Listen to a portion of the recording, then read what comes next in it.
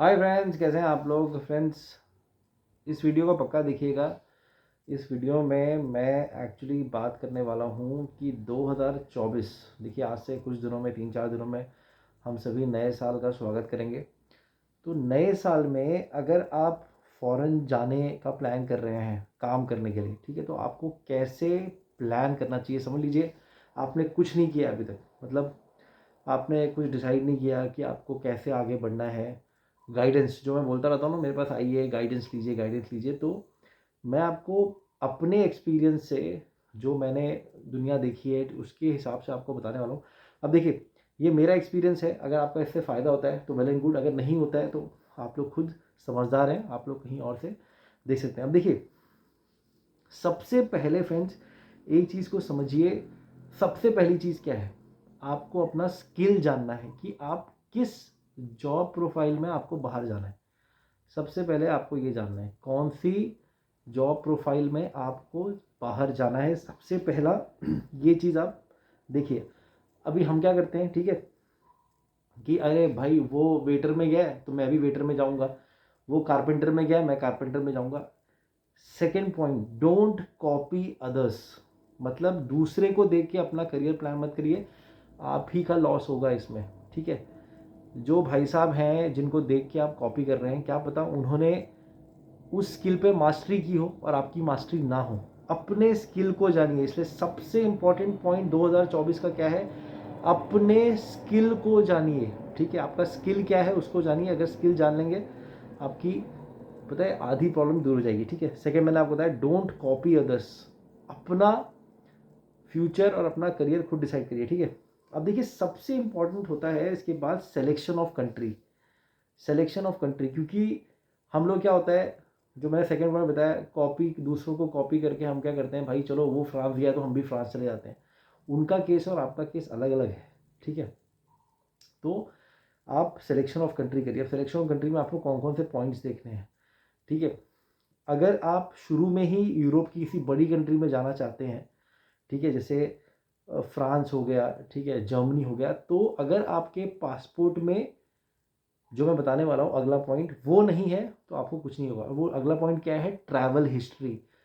अगर आपने डिसाइड किया है कि मुझे फ्रांस, जर्मनी, ये बड़ी कंट्री जाना है, तो आपके पासपोर्ट में ट्रैवल हिस्ट्री होनी चाहिए। मतलब आपका पासपोर्ट एक खाली किताब नहीं होना चाहिए कि जब काउंसिल ऑफिसर के पास गया तो उसमें खाली पन्ने पलट रहे हैं, कुछ मिल नहीं रहा। उसमें ट्रैवल हिस्ट्री होनी चाहिए। आप बोलेंगे भाई मैं ट्रैवल हिस्ट्री कैसे दिखाऊँ। ट्रैवल हिस्ट्री आप कैसे दिखा सकते हैं, आप दुबई जाइए, ठीक है, थाईलैंड जाइए, इंडोनेशिया जाइए, मलेशिया जाइए, श्रीलंका जाइए, मालदीव जाइए, मॉरिशस जाइए, अपने पासपोर्ट पे स्टैंप लगवाइए, ठीक है। उससे क्या होगा, आपका पासपोर्ट स्ट्रांग बनेगा। अब आप लोग बोलेंगे कि हमारे पास इतने पैसे नहीं है। देखिए, अगर आपके पास इतने पैसे नहीं है तो मैं आपसे सीधे सीधे बोलूँगा, यूरोप का फिर ड्रीम छोड़ दीजिए। ये जो मैं आपको चीज़ बता रहा हूँ ये आपको खुद प्लान करना है। वरना देखिए, घर बैठे बैठे 5-6 लाख, 10 लाख, 12 लाख दे के आप आराम से जा सकते हैं, लेकिन उसमें भी वीज़ा की कोई श्योरिटी नहीं होती, ठीक है। वीज़ा हमेशा एम्बेसी डिसाइड करती है। ये वीडियो मैं बता रहा हूँ, अगर आप अपने आप प्लान करना चाहते हैं, मैंने ऑलरेडी देखिए जो पॉइंट बता दिया, आप इन पॉइंट को सोचिएगा खुद, इससे आपको कितना फ़र्क पड़ेगा। तो ट्रैवल हिस्ट्री अपनी बनाइए, ट्रैवल हिस्ट्री से आपको बहुत फ़र्क पड़ेगा। जब भी आपका पासपोर्ट वहाँ जाएगा, जब वहाँ पे स्टैम्प्स होंगे डिफरेंट डिफरेंट कंट्रीज़ के, तो काउंसिल ऑफिसर को फ़र्क पड़ेगा। वो बोलेंगे कि ये आदमी ऑलरेडी वेल ट्रैवल्ड है, ठीक है, तो इनको वीज़ा दिया जा सकता है, ठीक है फ्रेंड्स। अब देखिए, मैंने अपने हर वीडियो में 2023 में बोला है कि टूरिस्ट वीज़ा को वर्क वीज़ा में कन्वर्ट कराने के बारे में सोचिए। अब ये चीज़ होती क्या है, अभी अगर समझ लीजिए फॉर एग्जांपल, मैं सबसे स्ट्रॉन्ग कंट्री से शुरू करता हूँ। फ्रांस। फ्रांस है आपका यूएन सिक्योरिटी काउंसिल का मेंबर है, परमानेंट मेंबर है। तो फ्रांस एक तरह से बहुत स्ट्रॉन्ग कंट्री है। अगर आपको फ्रांस का वर्क वीज़ा लेना है, समझ लीजिए आपके पास एक स्किल है जो फ्रांस में भी है और आपको फ्रांस का वर्क वीज़ा लेना है, तो आप टूरिस्ट वीज़ा को वर्क वीज़ा में कैसे कन्वर्ट कर सकते हैं।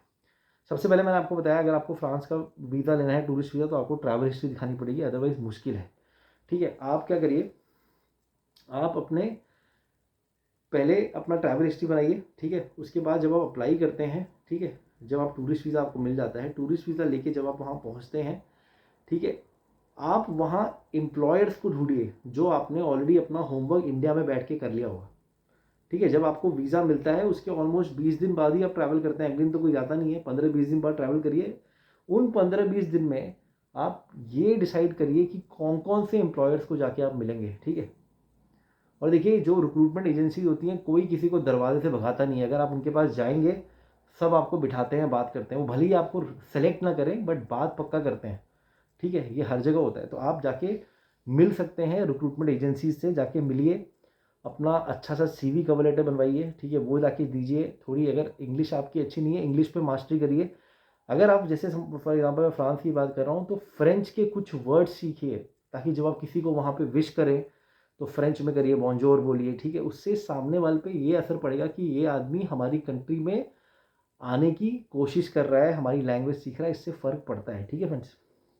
आप जब वहाँ पहुँच गए, आपने एम्प्लॉयर से बात की, जब आप एम्प्लॉयर से बात करेंगे तो एम्प्लॉयर्स को बताइए कि सर मैं यहाँ टूरिस्ट वीज़ा लेके आया हूँ, जॉब ढूंढने आया हूँ, अगर आप मुझे सेलेक्ट करते हैं तो सर मैं एम्प्लॉयमेंट कॉन्ट्रैक्ट लेके वर्क वीज़ा अप्लाई करूँगा और मैं आपकी कंपनी में जब काम करना शुरू करूँगा तो इसको बहुत मैं कोशिश करूँगा कि कंपनी का नाम और भी अच्छा हो। जब आप ऐसा बोलेंगे तो उसको सामने वाला भी अच्छा लगेगा। यही चीज़ आपके CV में दिखनी चाहिए, आपके कवर लेटर में दिखनी चाहिए, ठीक है फ्रेंड्स। ये हो गया। अब देखिए आप यहाँ तक पहुँच गए, यहाँ तक आपको पहुँचाएगा कौन? सारा जो दारोमदार होगा जाने का वो किसके ऊपर होगा? आपके डॉक्यूमेंट्स के ऊपर। तो डॉक्यूमेंट्स अपने बहुत अच्छे रखिए फ्रेंड्स। अगर आपके डॉक्यूमेंट्स अच्छे नहीं हैं तो आपको वीज़ा मिलना बहुत मुश्किल है। देखिए फ्रेंड्स मैं फिर से बोल रहा हूँ, ये 8-10 लाख 12 लाख 6 लाख दे के आप जा सकते हैं, ठीक है। कहीं से भी लीजिए, एजेंट से लीजिए, कहीं से। उससे फ़ायदा क्या होगा? आपने क्या सीखा, ठीक है। और कुछ लोग ये बोलेंगे कि ये बातें करना बहुत बड़ी बड़ी चीज़, इसमें क्या बड़ी चीज़ है यार? आप एक बात बताइए, थाईलैंड में वीज़ा ऑन अराइवल है, ठीक है। आपको कुछ डॉक्यूमेंट्स चाहिए जो आप आराम से जाके अपना स्टैंप लगा सकते हैं, ठीक है। बहुत माल कितनी सारी कंट्रीज़ हैं जो वीज़ा ऑन अराइवल दे रही हैं इंडियंस को। आप जाके अपना ट्रैवल हिस्ट्री दिखाइए यार।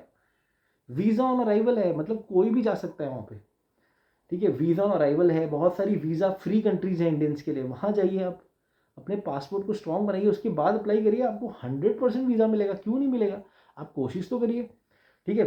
अब देखिए मैंने आपको बता दिया डॉक्यूमेंट्स। अब डॉक्यूमेंट्स बनाने का अगला पॉइंट क्या है? ये है स्टडी एंड रिसर्च, ठीक है। स्टडी एंड रिसर्च, देखिए अगर आपको बाहर जाना है काम करने, ठीक है, तो आपको रिसर्च तो करना पड़ेगा, ठीक है। बिना रिसर्च किए अगर आप पहुंच जाएंगे तो कुछ नहीं होगा, पता है, कुछ नहीं होगा। फिर वही होगा कि आपको कोई दूसरा गाइड कर रहा होगा, एक एजेंट गाइड कर रहा होगा या कोई आदमी गाइड कर रहा होगा, आप उसी के पीछे भी दौड़ते दौड़ते दौड़ते आप भी पहुँचेंगे, आप उसी के हिसाब से चलेंगे। अपने हिसाब से अपनी लाइफ बनाइए। देखिए जब आप इस दुनिया में आए थे अकेले आए थे, ठीक है, तो करना भी काम आपको खुद ही है, ठीक है फ्रेंड्स। अब देखिए मैंने आपको बताया एक हॉबी पकड़िए। अगर सबसे अच्छी हॉबी क्या है? उस कंट्री की लैंग्वेज सीखिए। अगर आप स्लोवाकिया जाना चाह रहे हैं, स्लोवाक सीखिए। अगर आप फ्रांस तो फ्रेंच, जर्मनी तो जर्मन, ये सीखने की कोशिश करिए। बहुत ही सिंपल है फ्रेंड्स। आराम से 1 महीने में आप basic hello, thank you, sorry, can I come in, may I go there, ये सब, can I have water, can I take coffee, the coffee is very good, ये सब आराम से सीख सकते हैं। और जब आप स्पेशली यूरोपियन कंट्रीज़ में ये सब लैंग्वेज यूज़ करते हैं, उनकी भाषा में बात करने की कोशिश करते हैं अपने वर्क प्रोफाइल में भी, तो उससे क्या होगा? सामने वाले पे असर पड़ेगा और लोग बोलेंगे कि वो आपको वेलकम करेंगे अपने ग्रुप में, ठीक है, ठीक है फ्रेंड्स। तो ये पॉइंट आप ध्यान रखिएगा। और देखिए ये जो मैं आपको पॉइंट बता रहा हूँ, मैंने फ्रांस का जो एग्जांपल दिया है, ये all over the world valid है। इवन अगर आप ऑस्ट्रेलिया, न्यूजीलैंड, यूके, कनाडा कहीं भी जा रहे हैं, यूएस का नाम मैं इसलिए लूँगा कि यूएस का वीज़ा मिलना बहुत मुश्किल है, अभी वेट टाइम बहुत ज़्यादा चल रहा है, तो यूएस इसलिए मैं नाम नहीं ले रहा। आप अगर कहीं और भी जाना चाहेंगे तो आपको यही चीज़ करनी है। बाकी सारी कंट्रीज़ आपका ट्रैवल हिस्ट्री देखेंगी, उसके ट्रैवल हिस्ट्री के बिना आपको अपने आप वर्क वीज़ा मिलना बहुत मुश्किल है। इसलिए मैं आपको बोल रहा हूँ फ्रेंड्स, टूरिस्ट वीज़ा पे जाइए, ठीक है। टूरिस्ट वीज़ा छपवाइए, ठीक है। जिस कंट्री में आप समझ लीजिए, जैसे मैंने आपको बताया, अगर समझ लीजिए आप छोटी कंट्री सेलेक्ट करिए। अगर आपने ये सेलेक्ट किया मुझे आइसलैंड में जाके काम करना, आइसलैंड का टूरिस्ट वीज़ा लीजिए, आइसलैंड जाइए, एम्प्लॉयर से बात करिए, वापस आइए, वर्क वीज़ा के लिए अप्लाई करिए। वर्क वीज़ा आपको मिलेगा, 100% मिलेगा, लोग कर रहे हैं और ले रहे हैं। मैं एक एग्जांपल देना चाहूँगा, ऑब्वियसली नाम भी लूँगा। 2 महीने पहले की बात है, एक भाई साहब ने मुझे कांटेक्ट किया, उन्होंने मुझसे सर्बिया का टूरिस्ट वीज़ा, मैंने उनकी पूरी फाइल लगा के दी, उनका सर्बिया का टूरिस्ट वीज़ा लगा, वो सर्बिया गए। और ठीक है, मैं ऑन रिकॉर्ड बोल रहा हूँ, उन्होंने मेरे से कोई हेल्प नहीं ली, उन्होंने सिर्फ टूरिस्ट वीज़ा का लगवाया। वो वहाँ गए, उन्होंने अपना क्या जुगाड़ किया मुझे नहीं पता, वो वापस आए, उन्होंने फिर वर्क वीज़ा की फ़ाइल बनवाई, मैंने सिर्फ फाइल बना के दी, वो फाइल लेके गए, उनका वर्क वीज़ा लग गया, ठीक है। और अभी वो सर्बिया चले जाएंगे। आप सोचिए, वो आदमी कितनी मेहनत कर रहा है। और मैं बता रहा हूँ ऑन रिकॉर्ड दैट मैन, वो सिर्फ 8वीं पास है, 8वीं पास आदमी, ठीक है फ्रेंड्स, 8वीं पास आदमी है। तो देखिए इससे कुछ फ़र्क नहीं पड़ता आप कौन से कक्षा में क्या है, अपने डॉक्यूमेंट सही रेडी करिए, अपने स्किल जानिए, आप कौन सी जॉब में जा सकते हैं ये पहचानिए, ठीक है। डॉक्यूमेंट्स रेडी करिए, मेहनत करिए और इसका इस्तेमाल करिए, ठीक है फ्रेंड्स। अगर आप करेंगे आपको 100% वर्क वीज़ा मिलेगा। अब देखिए फ्रेंड्स, कुछ कॉमन पॉइंट्स जो मैं बताना चाहूँगा, अपनी फिजिकल और मेंटल हेल्थ पे ध्यान दीजिए। आप देखिए कितना भी वर्क और टूरिस्ट वीज़ा ले लें, अगर आपका ये और आपका ये दोनों अगर ठीक नहीं है तो कुछ नहीं होगा, ठीक है। रोज़ एक्सरसाइज करिए, योगा शोगा करिए, ठीक है, और ट्राई करिए कि अपनी मेंटल वेलबींग पे भी ध्यान दें, उससे आपको बहुत फ़र्क पड़ेगा। क्योंकि देखिए जब आप बाहर कहीं काम करने जाएंगे तो ये अगर स्ट्रांग होगा तो आप कोई भी कंडीशन को झेल लेंगे, ठीक है। सबसे लास्ट बात फ्रेंड्स, अपनी फैमिली का ध्यान दीजिए। फैमिली है तो आप हैं, आप हैं तो फैमिली है, ठीक है। मैं आशा करता हूँ कि ये सारे पॉइंट्स आपको समझ में आए होंगे।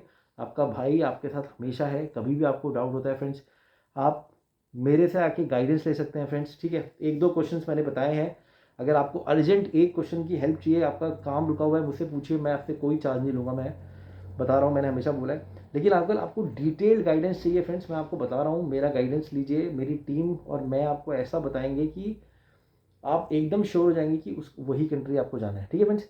इसी के साथ मैं आशा करता हूँ आपका आने वाला 2024 साल बहुत अच्छा हो।